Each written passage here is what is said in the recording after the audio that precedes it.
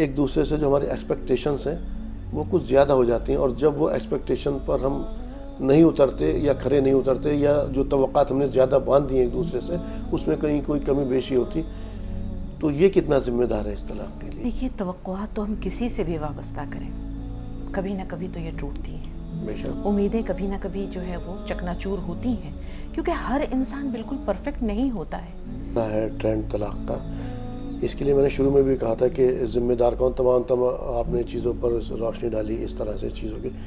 اب موجودہ دور کے اندر کیا نصیحت دیں گے؟ اچھا رشتہ وہ ہوتا ہے جس میں تھوڑی سی تکرار، تھوڑے سے لڑائی جھگڑے، تھوڑی سی ناراضگی، تھوڑی سی خفگی، تھوڑے سے غصے کے بعد ایک مسکراہٹ اور معافی، سب چیزیں ختم ایک مسکراہٹ کے ساتھ، اور رشتہ پہلے جیسا۔